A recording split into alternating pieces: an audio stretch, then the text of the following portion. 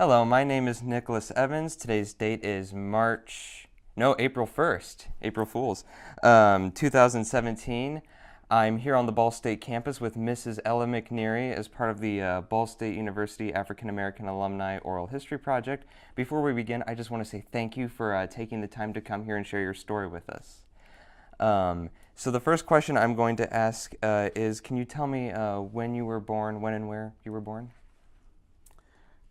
I was born July 22nd, 1943, in Wildwood, Florida. Okay. Can you tell me a little bit about your parents? My mother and father were jewels. Dad was 19 years older than my mother. She was his second wife. Dad had raised, prior to that, 3 of his stepchildren from a previous marriage. But their dad never came back and got those children, so Dad adopted them. He later met Mom, and they were married. And between this young woman and this old man, they had 10 children. Now, one of their desires, because they did not have the opportunity to do this, the desire was that they would make sure that all 10 of their children graduated from college and would live a far better life than they had ever lived. This was their goal. They had made a pact about this. So they were able to live that goal. I only wish that they both had lived to see their grandchildren and see what they're doing now, because some of them have exceeded some of the things that we had done.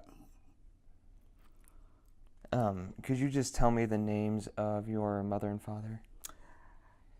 It was Reverend William Levy, Levy Robinson Sr., and Mary Lee Howard Robinson, July 1931. And the names of your brothers and sisters. We'll start with my oldest brother down to the youngest. Okay. William Levy Robinson Jr., George Robinson, DVM,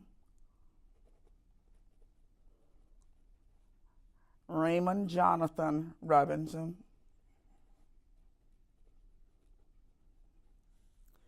Lily, Lillie, May Robinson, Biddle, Biddle, Ernestine Azalea, Azalea Robinson Hutcherson, Ira C. Robinson, or Ira Charles Robinson the first, PhD, Ella Louise Robinson,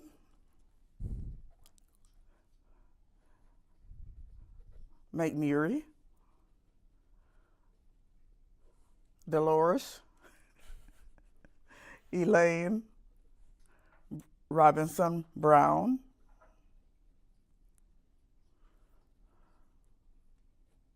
Ida May Robinson Dawkins,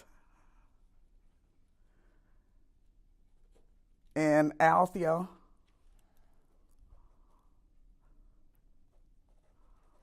Lee Robinson Gaskin. Now, there are 5 of us who are deceased now. If you wish to put a D there. We'll start with Althea, the youngest one. And then there's Dolores, Ernestine, Raymond, and George. What was that like growing up with such a huge family? Well, I'll tell you, it was great. We had lots of fun. We lived on a farm. So Dad was also a farmer. But anyway, it was great just living out there on the farm together and having so much fun together. Mom and Dad were quite religious, and I think that's what probably really got us through, because they were prayerful people all the time. They taught us well when it comes to the Bible and so forth. They weren't strict parents, but what they said, they meant it. You know, so we knew not to get in any kind of trouble and to always do our best. My dad really had the, I guess the money and so forth, he literally was a genius, I do believe. Very brilliant, very brilliant. And I can remember at night times when, Mom would be in the kitchen cooking or sewing clothing. She sewed beautifully all the time, or canning all the time, because she had such a large family. Dad would have all of the children, from the youngest to the oldest, at our dinner table by lamplight, kerosene lamplight, teaching us. And that's probably why we excelled so much at times. But he was a great teacher. And I always say that Dad, he was the one who invented Scrabble, I do believe, before Milton Bradley ever had heard about it. Because we would sit at that table and he would, scramble words and expect us to be able to, within a time period, to tell him what those words were. So we did that a lot. And then when we were in college, even though most of us were very bright, whenever we came home with a math problem or whatever, all we had to do was ask Dad. Now, Dad may not have known how he got the solution, but he would have the solution for you. He certainly would. And I just think about him sometimes and wish that he had had a greater opportunity. But as I'm talking, he also had taken care of his mother and his 4 sisters and 1 brother after their dad died. That's one of the reasons why he had to drop out of school earlier than he did, because he had 1 sister, Aunt Anna. I didn't know her, but anyway, Aunt Anna, that was his oldest sister, and she did teach school. I suspect those other sisters could have, but they may have gotten married earlier, I'm not sure, and, started having a family. But anyway, on the farm, we had about any animal that you'd have on farms. And I can remember one thing that we used to do. I don't know why we did it, but before the school bus came in the morning to pick us up, we'd all go to the hog pen and watch our hogs. I don't know why. And then, then we would go and catch the school bus. And it was just something we did. But one morning, I was just fascinated or afraid or something. One of our chickens jumped over in the hog pen. And before I knew it, he had bitten the side out of this chicken. and you could see her gizzard glistening in the sun. I will never forget that. Never. And then there were times, you know, when Dad would maybe kill a hog, you know, for us. And we'd usually walk about, the children, we'd walk about a mile away from home so we couldn't hear the hog squeal when Dad killed the hog. We didn't want to hear that because a lot of those animals had, you know, they were like our pets and so forth. Then there were times when my sister Dolores and I was 2.5 years older than she was, so we did so many things together.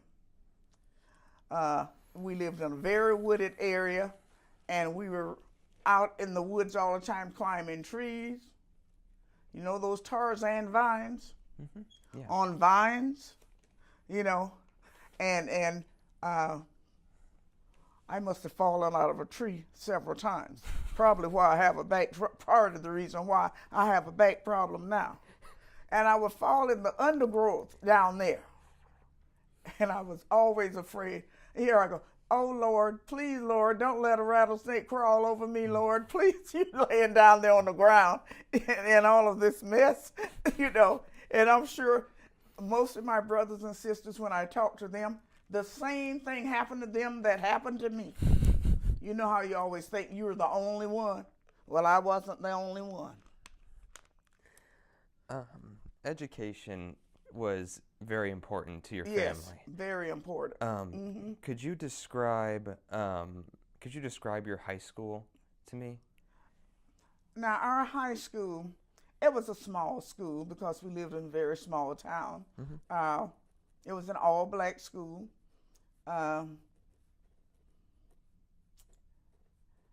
It was one where, of course, we had all black teachers, but it was one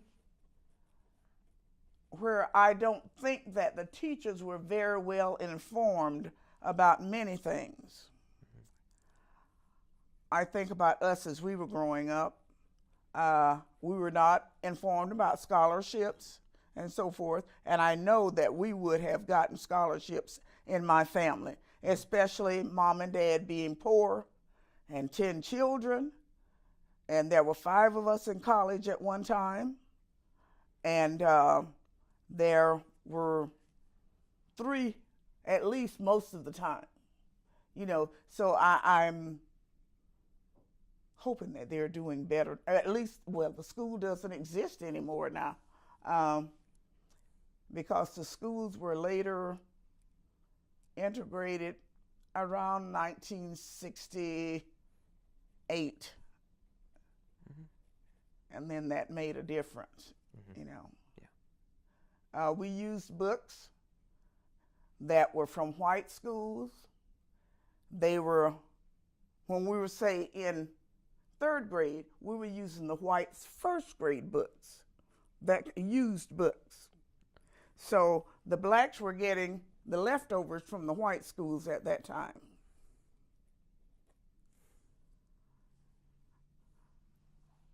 And that's really about what I can say about the school. We had the usual sports, you know, except it took us a little while to get a football team, but it sort of took us a little time to get a band, but we did get both those. What was the name of your high school, just to clarify? It was Mills High School, Webster, Florida. Now, usually students will have one teacher or a faculty member that really has a great impact on their life and determining, like kind of helping to push them towards a career. Was that the case with you? Did you have a teacher that was? No. No. No. Had no counselors, none. Each of us had to choose what we thought we wanted to do. I remember the day that I went in to register for classes my freshman year, I had no idea what I was going to major in. No idea. Your freshman year of college? Right. Okay.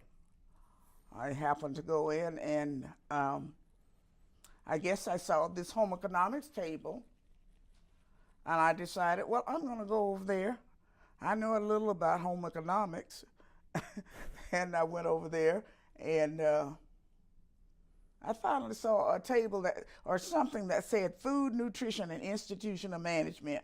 Well, that sounded good to me, so that's what I majored in. If I had to do it over again, it probably would have been chemistry, because that's my minor. Okay. What college did you attend? Florida A&M University. Okay. FAMU if you want to. Okay. That's the college we all started with. Why?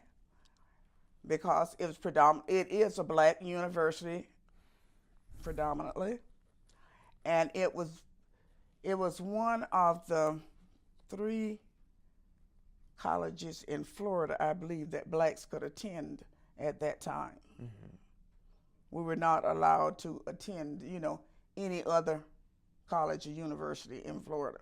Mm. Was that because of Jim Crow, or just? It was because of our race. What was that like growing up at that time and not being able to attend another university?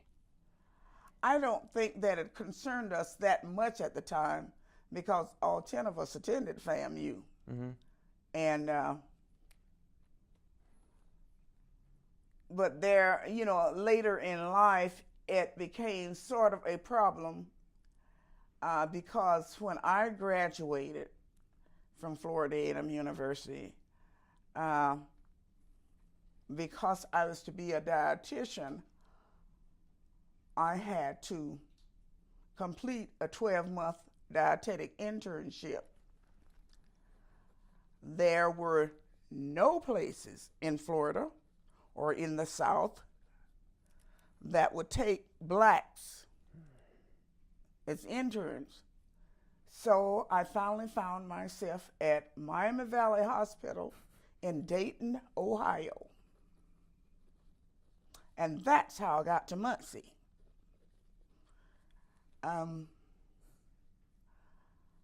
I know that my brother Ira was the first black in any subject or any class that graduated with his PhD from the University of Florida. Oh, wow. I had another brother, George. I won't say that he was the first black, but he was one of the first blacks that got his DVM from Cornell University. But now I don't know what it was like at Cornell. Mm-hmm. Before we go into your time here in Muncie and Ball State, I just want to ask a couple more questions about FAMU. There's always a transition for students coming from high school to a university. What was your transition like to go from a little town in Florida to a college? Afraid, those kind of feelings. Mm-hmm. I remember my very first week. I cried the whole week. I wanted to be home with my parents and my brothers and sisters. Mm-hmm. I did have one brother there, though, which made it pretty nice at that time because he was one who seemed to always care for me, which he does now. That was Ira. He had been very active on campus, so he was everything.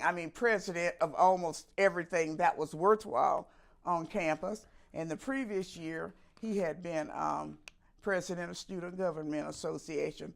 So people got to know me quite well. Things like, well, that's Ira Robinson's little sister, and she thinks she's cute. Those kind of things, which wasn't the truth. But anyway, He was there 5 years because he majored in pharmacy. Okay. And he later on in his life became dean of the colleges of pharmacy at Florida A&M University and Howard University. So that was my transition period, basically. But I'll say my sophomore year, I was taking chemistry at the time, and we had it in an amphitheater at that time, that chemistry class, because, I mean, it was a huge class. And we had this teacher. She was sharp, real sharp. But I was afraid of that class because we had students from Miami, Tampa, Jacksonville, Orlando, you know, the larger cities in Florida. And here I am from Webster, Florida. And I'm sitting there, you know, all afraid. Well, do you know, before the end of the class, she had me helping her teach the class. And there I was on that stage, because it had a stage in it, the amphitheater. And I was helping her teach that class.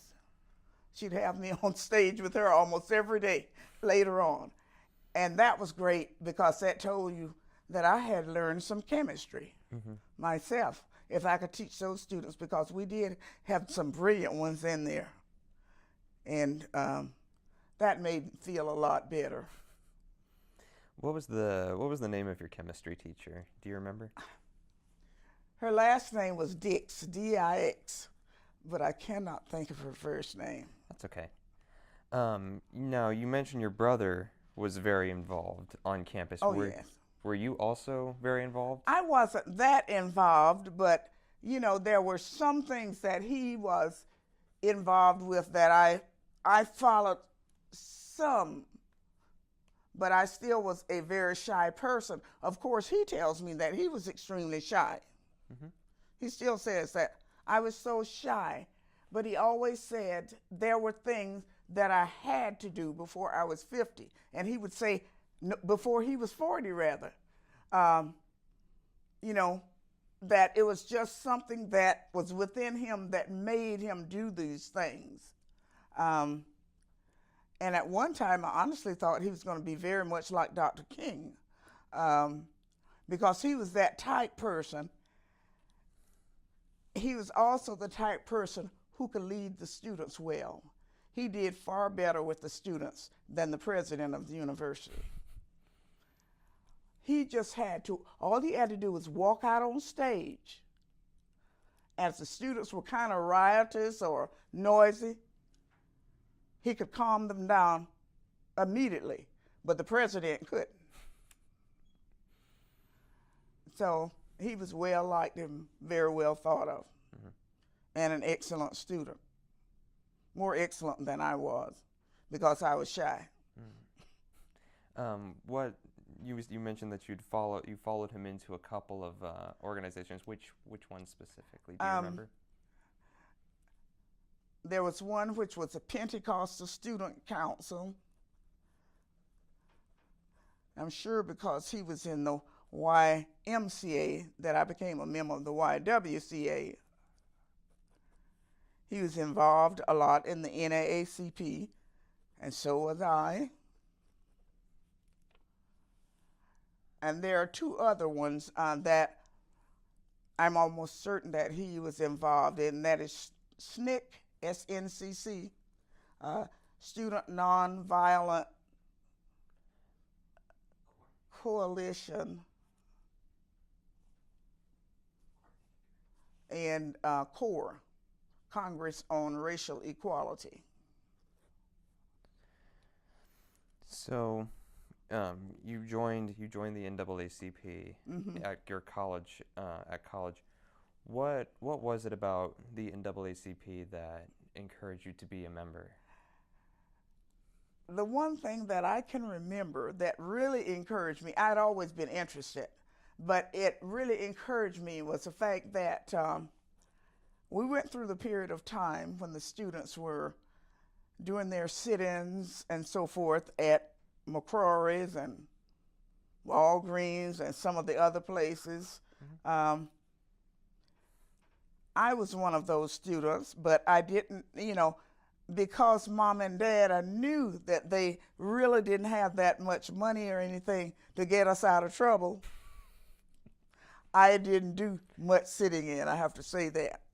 But one day, my sister Dolores and her roommate and my roommate had gone downtown and gotten arrested. Someone came to my room and told me.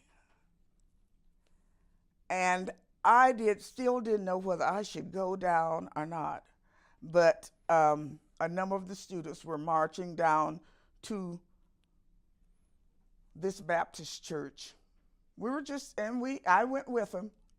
We were just in the church singing, praising God, singing, what's the name of the song? We Shall Overcome, and some of those songs. And we look up, and behold, there's a whole group of policemen at the door of the church. The ones from Georgia, too. They came across the Florida state line because, in Tallahassee is right there almost at the state line. Here are these Georgia cops, too. And they've got their nightclubs, everything, as if we were doing something wrong. They came in the church, dragged many of us out of the church. A lot of the girls got splinters in their legs because the floors weren't carpeted at that time. And they used tear gas. My best friend had a hole knocked in her leg with tear gas. And I think about her now, which she's retired now, but she was a professor now at the University of Maryland. And her name was Betty Wright, W-R-I-G-H-T Blakely now. She's also a dietitian. But anyway, that is the thing that caused me to go ahead and join the NAACP, except that I got arrested that day also. So we went to jail. Okay, I'm in jail about 4 hours. And, you're wondering what people might think and so forth, which they didn't think anything about it. And when we finally got out of jail, it was the NAACP, the national NAACP, paid all of our bonds, all of us. And there were a number of students over those 3 or 4 days because they had a lot of students locked at the fairgrounds. I wasn't one of those, and I was out in 4 hours. Because one thing, we ran the night matron silly that night. Everybody needed an aspirin, but we did aspirins in succession. When she gave me an aspirin, then after my aspirin, someone else needed an aspirin. Then someone else needed an aspirin, and so forth. But I did meet the present president of the Student Government Association because he was in jail also. That's how I met him. So you met a few people in there that you didn't know. But I was appreciative to the NAACP very much for getting us out of jail. Then 2 days later, there was a trial. And we had over 1,000 students were there. Now, there were a few from FSU because the white students at FSU were in sympathy with the black students at FAMU. FSU being Florida State University? Florida State. Okay. We each were on the one on this side of the hill. Tallahassee is the hill because it is a hill, believe me. They were on that side of the hill. We were on that side of the hill. So they were in sympathy with us, and, a few of them got arrested too. And primarily, though, because they were boycotting the Leon Theater. The Leon Theater, there were three of those owned by the same man. The blacks could attend one, and the whites could attend two. So the FSU students were boycotting because we could not attend the two white ones. Did the boycott work? Did it work? Were you guys then able to attend the other theaters? I wasn't during my period of time because I graduated in 1964. Okay. Now maybe later, well, we know later that they could attend. We know now they can, but anyway, I'm sure that later on they could. I started to say none of my sisters told me, but I had three younger sisters, but they started at Florida A&M, but in most instances, because of their major or something, they had to transfer in 2 years to complete it. So I'm not so sure, but. So after you graduated, you took up an internship at Miami Valley of Ohio Hospital. Yes. What was that like coming from a deep South state to a very northern state? Afraid at first. Mm-hmm. And one thing, I was the only black in my class of interns. And we lived in a house right on the property of the hospital. And of course, I was the only black in the house. And there were some cultural things different. One was like straightening my hair at night when everybody else went to sleep, you know, because I didn't want any of the girls to see me. And but there were two that I became very, very good friends with. We are very good friends today. 51 years later, we're still very good friends. I've got letters at home now that I should have mailed a couple of weeks ago to both these girls. One lives in Richmond, Virginia, and the other one lives in Port Allegheny, Pennsylvania. She was a Pennsylvania Dutch girl. Could do anything. At least I thought she could. Mm-hmm. Anyway, but they were two of the very likable, very nice girls, you know. Mm-hmm. And I remember we had to take one of our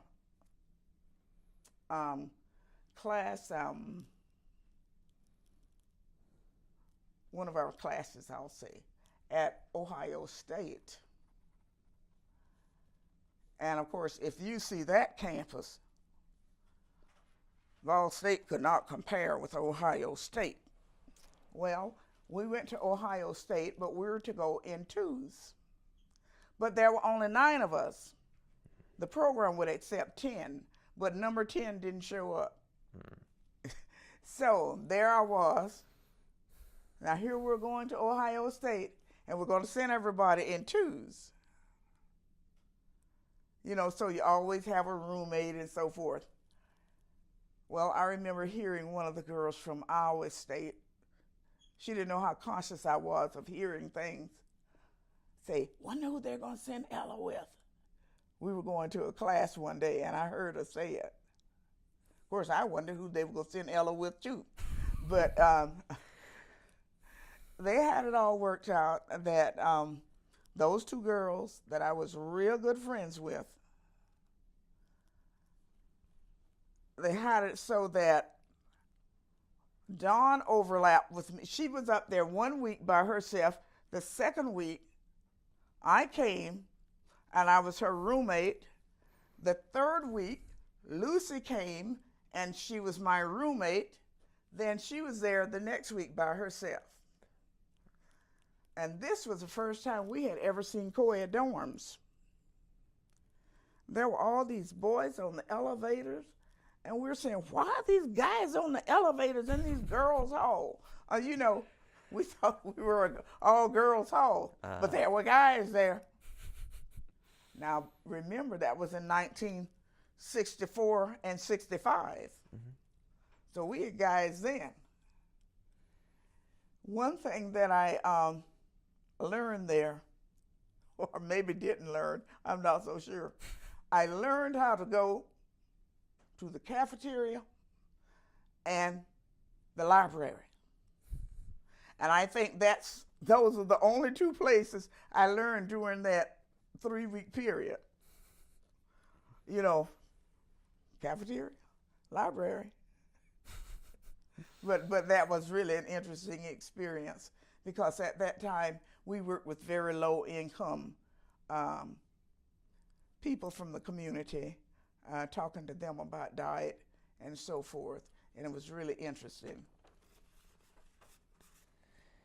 You mentioned there were cultural differences with the 9 girls that you were a part of for your internship. You mentioned having to straighten out your hair. Yes. What were some of the other cultural differences?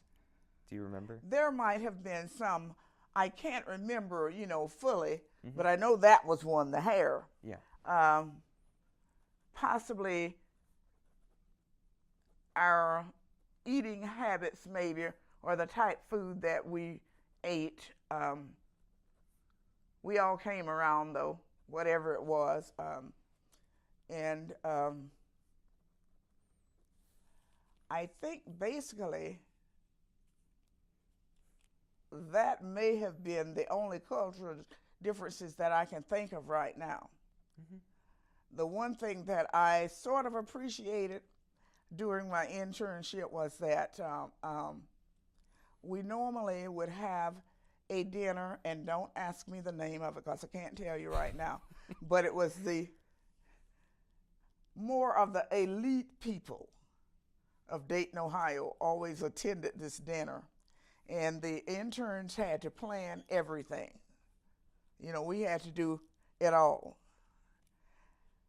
They had to have speakers that night, and from every class, and I think there were 9 classes of students at the hospital at that time.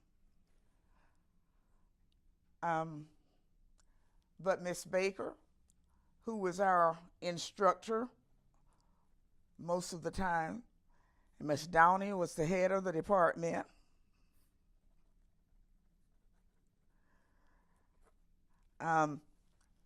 Miss Baker had chosen who she wanted to have do that speech, and that speech, I did that for that night. Now that was one of those shaky moments too. All these people out there, and anyway, it sort of insulted one of the girls, so I think, because she was the one from Iowa State who thought she was smarter than any of the dietitians. Any. She was an intern, same as I was. Mm-hmm. But anyway, I think she thought that she would be the one asked to do it. But I did a good job.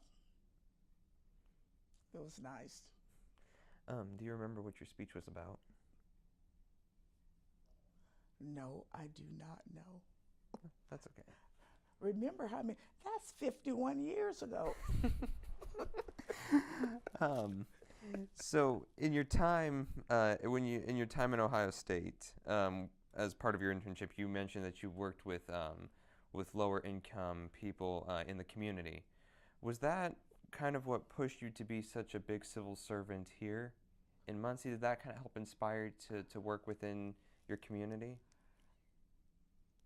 I don't think so. I think that our parents' teachings caused us to reach out to other people, because Mom and Dad always taught us, you must give back no matter what happens. You've got to give back to your community. And we were taught that by Mom and Dad all of our lives, and that's what we did. And then my going through that, being arrested and finding out, the goals of the NAACP. I don't know them. But anyway, those were the things that inspired me. Mm-hmm. When did you complete your internship?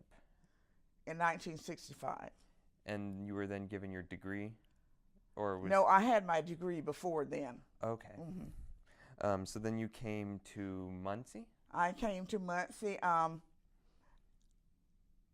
After graduation, there were a few hospitals that had positions. I first got an opportunity in Dayton, Ohio at St. Elizabeth Hospital. Well, several of the dietitians talked me out of it. They said because the food service was run by the ARA, American Restaurant Association, they didn't think I should get involved in it. They said because they can move you all over the nation, you know, after you've been there 6 months. Mm-hmm. Came to Richmond, got a position at Reed Memorial Hospital, but it was the same. The dietitians talked me out of that. It is run by the American Restaurant Association. Don't take that position. And then I was looking through one of our journals, the American Dietetic Association journal at the time, and I happened to see where they needed a dietitian at Ball Memorial Hospital. I knew nothing about it, but I knew there was nothing at home for me, you know, near Webster. So I just decided, well, let's drive over to Muncie. And they brought me over to Ball Memorial Hospital. Mrs. Graves hired me instantly. So that's the story of how I got to Muncie. Who is, just to clarify, who is Mrs. Graves? She was head of dietary at the hospital then. What was your first impressions of Muncie when you came to it all those years ago? The only thing I can think of is that it was a much bigger city than Webster, Florida. That's really the only thing. And then in the winter months, of course, I did not like the winter, and I still don't like the winter. Those were my first impressions, you know. Mm-hmm. And I remember nothing about Ball State when I first came. Didn't even know Ball State existed. Didn't know that Muncie existed. Mm-hmm. The only thing that I can remember when I was growing up was that my mother did so much canning. She did have ball jars at home. Oh, really? But I did, you know, at that time I wouldn't have known, but she had ball jars. That's really interesting. Yeah, it was quite interesting. We had this, it was a storeroom or a storehouse at home. Must have been about 2/3 the size of this room. Mm-hmm. My mother and my father, because Dad worked with Mom many times, canned food all the time and kept that place jam-packed with food all the time. I can remember them purchasing cases with tomato cans in them. Mm-hmm. It was 500 cans per case. And they would do 2 every year. They canned. We had our own home canner. We had our own sausage maker. When they killed hogs or a hog, I can see Mom and Dad making sausage. And of course, she was a great cook. Mm-hmm. And they inspired everybody and encouraged everybody.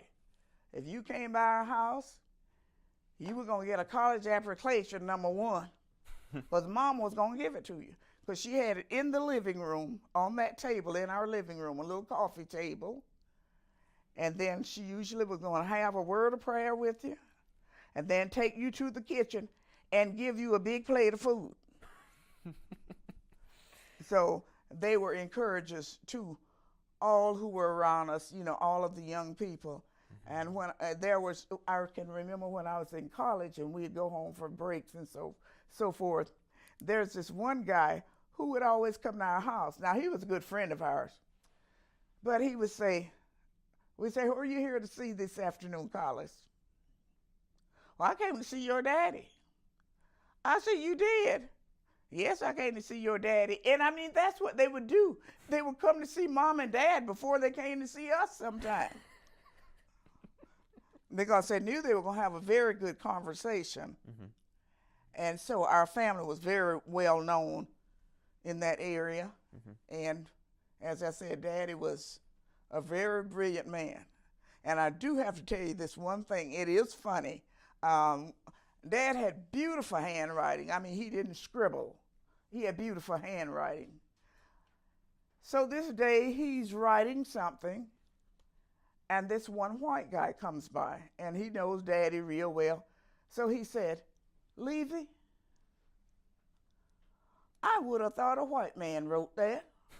I never thought a black man could write like that."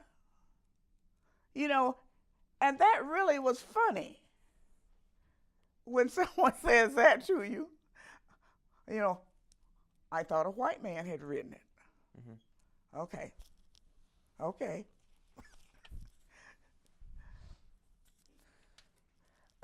So you came to Ball Memorial Hospital, Mm-hmm. And then later you started working here on campus, as the head of dining at Studebaker? I was the manager of Studebaker Dining service. Okay. Mm-hmm. So you were manager. Were you also a student? Were you pursuing your master's degree? I wasn't a student at first, but a little later, Yeah. I decided to get my master's degree. Now, it did not help me here at Ball State. None. Mm-hmm. Just wanted to get that in. There's a lot of clippings. I just wanted to show you this real quick. This is a yearbook of the faculty and staff at Ball State, and I've circled your picture. Oh, am I? Okay. You are listed as a manager and as unit manager of Studebaker Dining. Mm-hmm. I found a clipping from the Daily News that you were in 1980 that you were a patron of Miss Black Ball State. Do you remember Miss Black Ball State at all at that time, or working? I have no idea who it was at that time. Do you remember working with the pageant though? No. No. We probably gave some money, and I'm sure we attended the pageant. Yeah. Because it's usually in Emmons Auditorium, and I'm sure that we attended it. Mm-hmm.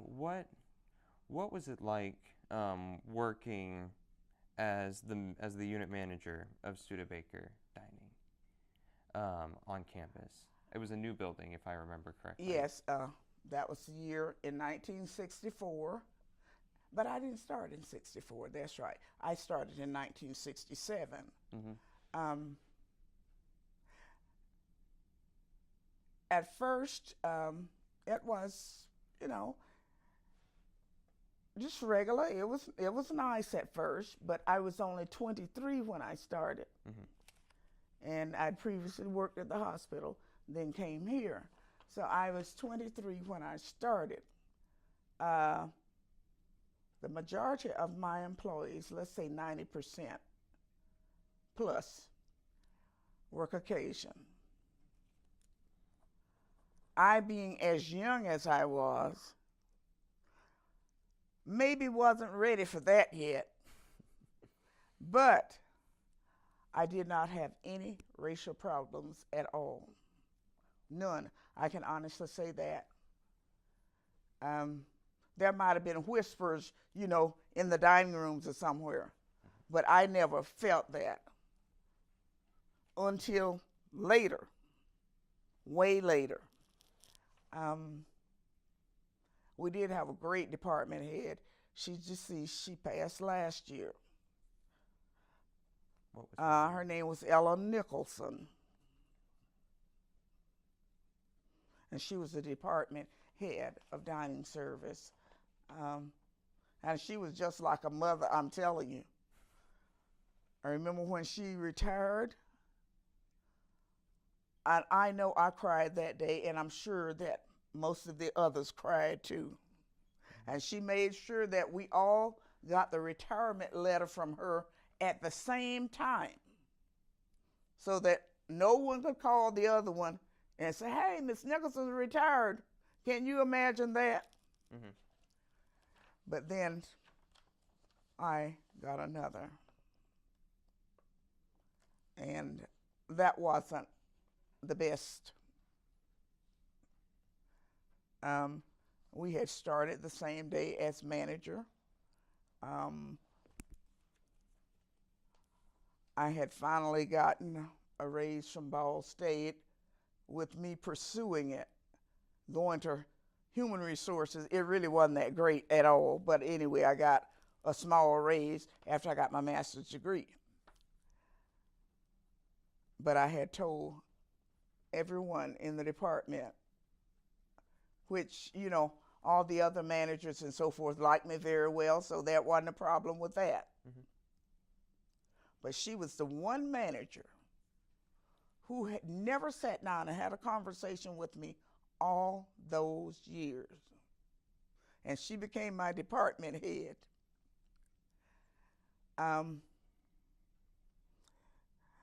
After I had gotten that little raise, I had told the others, I said, once she becomes head of the department, she's going to take that raise away from me. And with her evaluations and different types of things of me, the raise was gone. Because the university, or I should say our director of human resources, said only your performance counts. And I said to him one day when I visited him, I said, when you are evaluated only on performance, your raise is based on whether your boss likes you or not. This is what I said to him. He didn't necessarily agree, but that's what I told him. He'll remember that I said it to him. And I still believe that. So. What was the name of for clarification, what was the name of the manager that gave you a poor evaluation? Do you remember? Yeah, I remember her name. She's in Anderson. Mm-hmm. She was in Daleville. I remember. Her name was Ann Talley. Talley.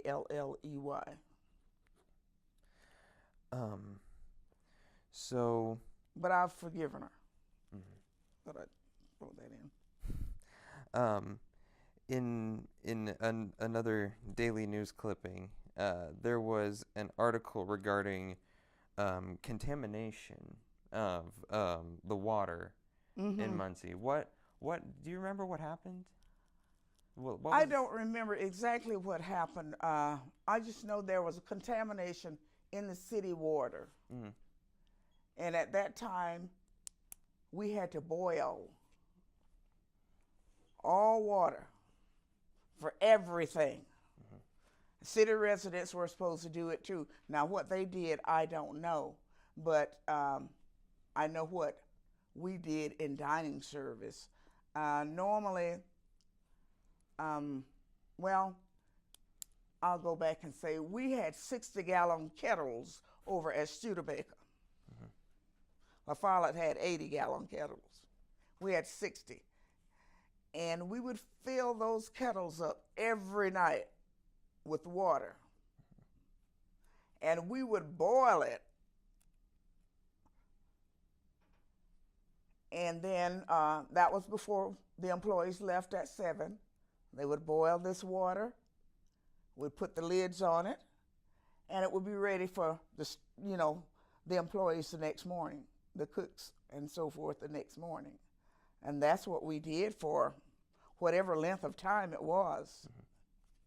Mm-hmm. And I don't know whether you saw a picture. There was one picture that was in a food service magazine. It wasn't one on campus, but it was and believe it or not, I'm working at La Follette in the summertime. But I was working with one of their cooks. And there's this picture of me with this La Follette cook. It wasn't a Studebaker cook, where I don't know whether we were boiling water or cooking. I remember one student coming through the kitchen one day, and he saw those big pots, and he wanted to know if we wash the dishes in them. I said, no, we don't wash dishes, we cook in those pots. Because we'd normally do 60 gallons of chili. And you'd have maybe a cup or two left over out of that 60 gallons of chili over at Studebaker. You know, and La Follette would do their 80 gallons of chili. And maybe they had 2 or 3 cups left out of their 80 gallons. So, you know, students weren't aware of the quantities that we were preparing, you know. So, because when we would do the mashed potatoes, we were talking about 50 gallons of mashed potatoes every night because they changed the menu at one time. And Studebaker served mashed potatoes along with the starch every night.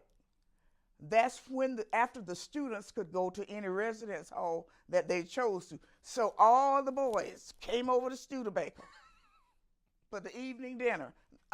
We had more males over there. Very few women coming over to Studebaker. Yeah. So those are things that determine, you know, what you serve sometimes and how you serve it. You know, there were these students. That's one of the factors. They like mashed potatoes. Okay. There's a saying, behind every strong man, there's an even stronger woman. That's true. Your husband, Edward McNeary, was the president of the Muncie chapter of the NDoubleACP. Yeah. What did you do? How did you help him? How did you support him in working with the NDoubleACP? Everything. Well, at one time, we really didn't have a secretary at one period of time. So any of the paperwork I read, I recorded, I did anything that I needed to with the paperwork. We didn't have a membership chair at one time. So I was the membership chair. He was the president, but I'm in the background saying, now, Ed, you should discuss this tonight. You should discuss that, you know, because, you know, a lot of times the woman is the pusher. She's in the background, but she's doing the pushing. And I don't think that maybe he had many of the experiences that I had by me living in the South. Yeah.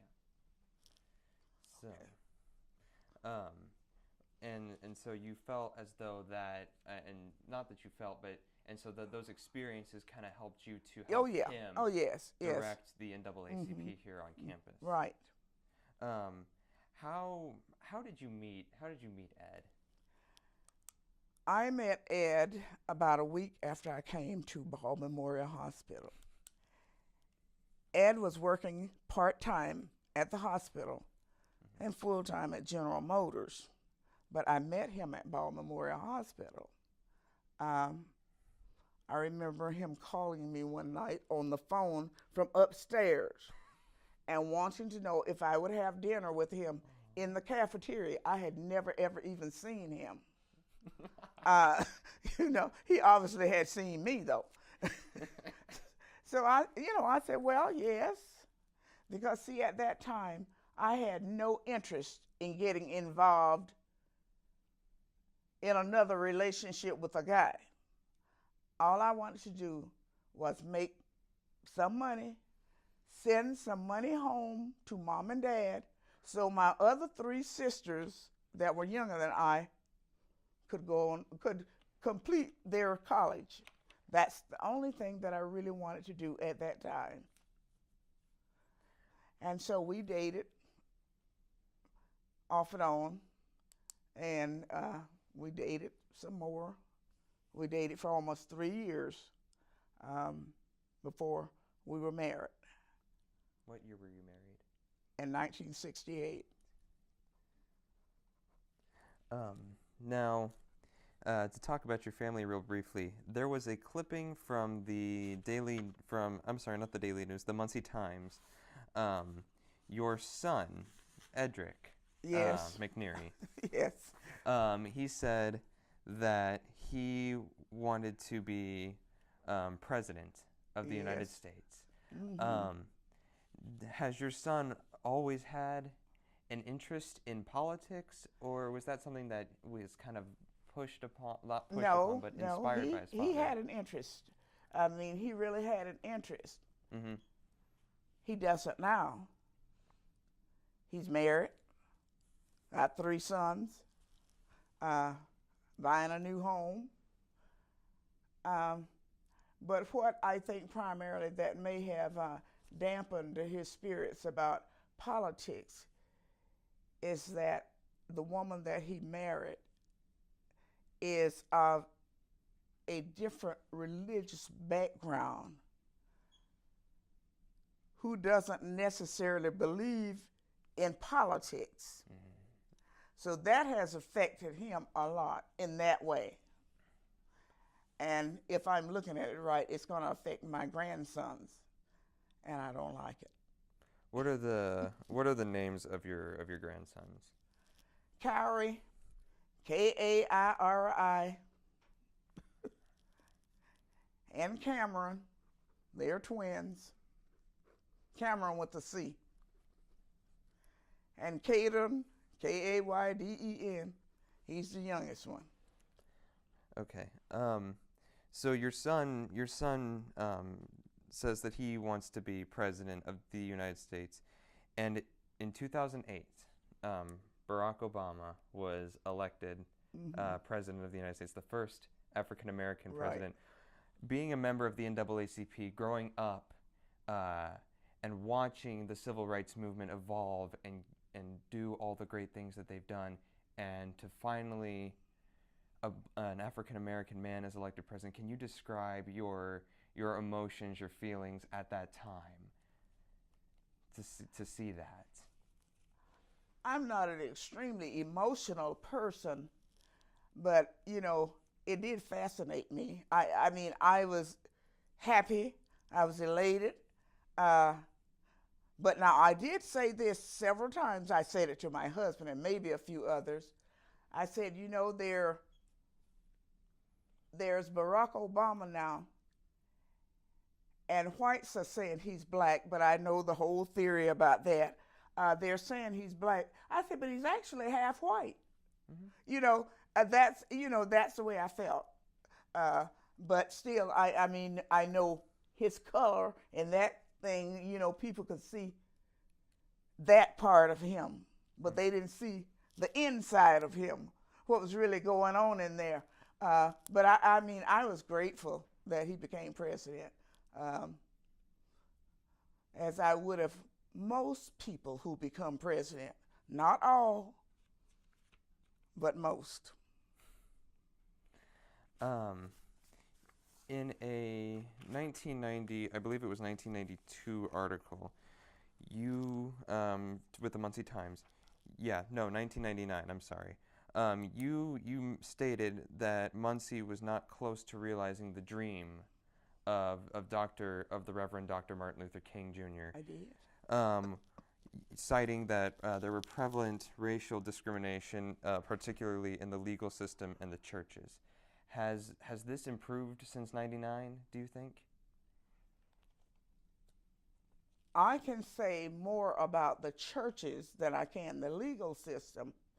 But within the churches, I'm sure that I meant that, as they say, Sunday morning is one of the, what I want to say. I can't. I'm sure that he knows it. Dr. Doyle knows what it says about Sunday mornings. Most segregated hour in America. But anyway,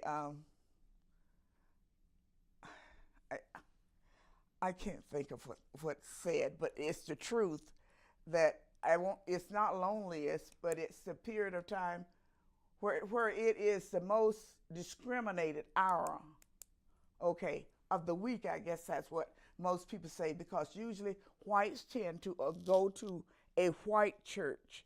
Blacks tend to go to a black church, but I go wherever I want to go.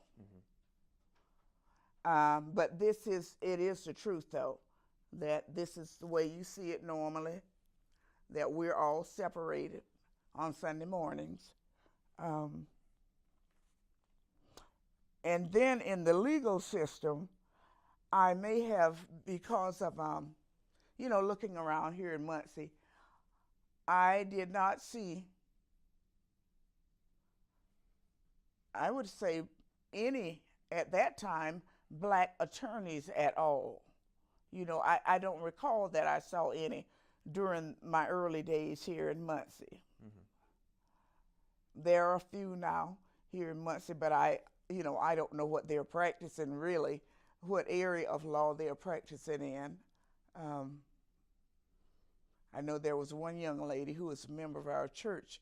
For years, she had gone to Southside High School here, and she'd gone off and had become a lawyer, but I don't know what area she was in. And I know right now we've got another one who she went to school at Central, and she's a lawyer, but here again, I don't know, what area she's in, and I'm sure there have been a few others. So would you say that since you made this statement in 1999 that the situation in Muncie has improved, or would you say things are still kind of the same? I would say that things are still kind of the same, really. I haven't seen much difference in anything. Now, with my husband and myself, we're the type who just plow in wherever we need to plow in. I mean, just go or whatever. I think nothing about it. Right. Just go. And I say what I have to say. And, it's nothing derogatory or anything like that, but it's, if I have to talk about something, I do. And if I'm asked questions, I try to answer them as truthfully as I can. How do you think that Muncie can get closer to realizing Dr. Martin Luther King's dream?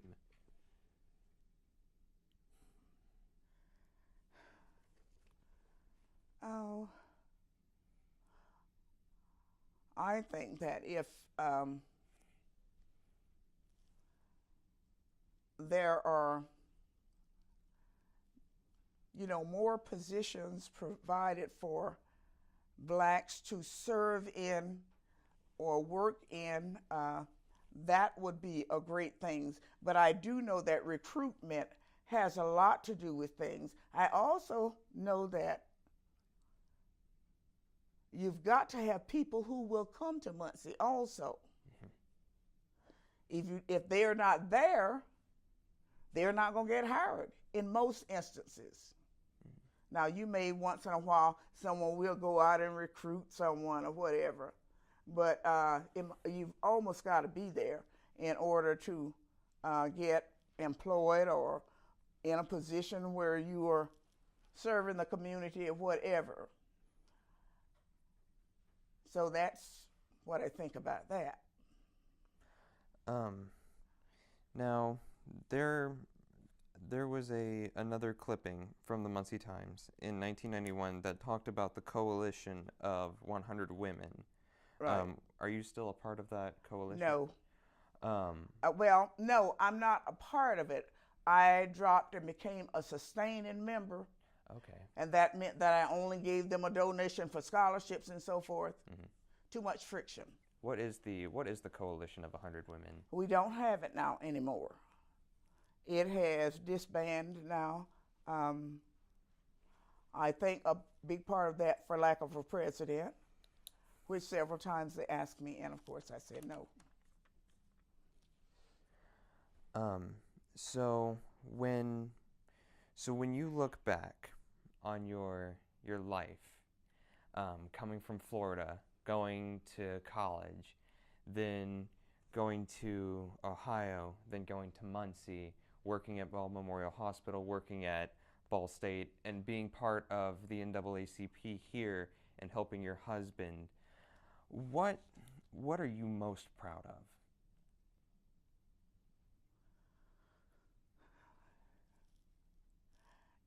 You know, that's a hard one. But really, what I am most proud of is my son. And the reason why I say that was because I had health problems over the years, and we adopted our son. And he is so much like us. You know, so that is one of the things that I'm most proud of, my son.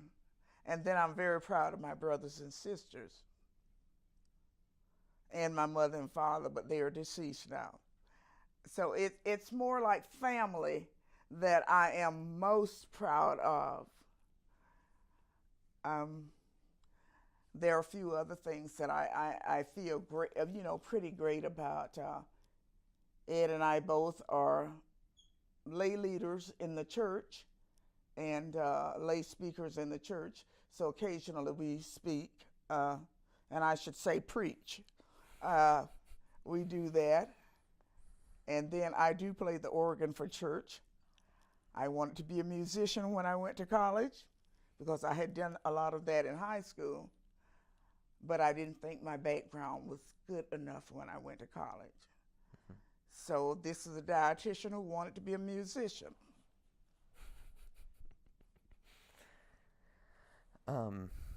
So you would, I think it's fair to say that you believe that family is very important. Very important. So, and what do you hope that your grandchildren will, what do you want to see your grandchildren do when they become old enough to have jobs and families?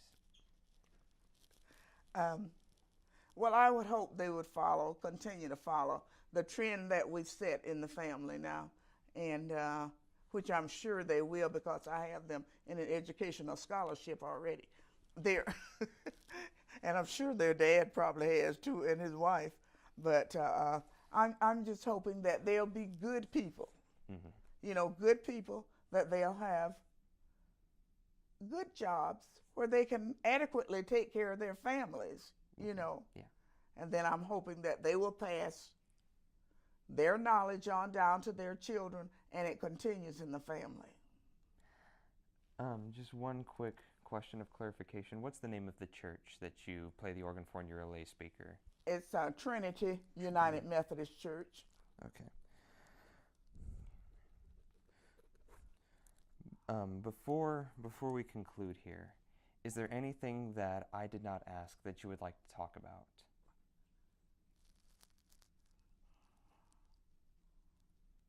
I don't think so. Okay.